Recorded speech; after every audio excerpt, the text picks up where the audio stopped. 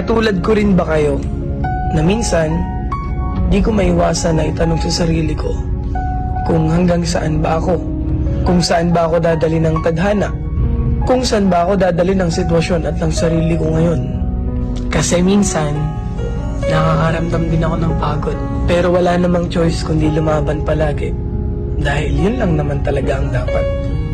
Kaya kung katulad lang din kita, lagi kang lumaban sa buhay, lagi kang magsumikap na maabot lahat ng mga bagay na gusto mo. Di naman lahat ng gusto mong matupad ay isang pitik lang. Lahat ng tagumpay at mga bagay na gusto mong matupad, pagod, puyat at hirap ang dapat mong isakripisyo. Tapos huwag kang susuko hanggang sa makuha mo na lahat. Kaya ikaw, alam kong katulad lang din kita, lumalaban ng patas sa buhay, gumagawa ng paraan para maging maganda ang buhay, nagsasakripisyo para sa magandang pamilya, nagsasakripisyo para sa sarili at para sa pamilya. Ingat kayo palagi, stay safe, and follow me.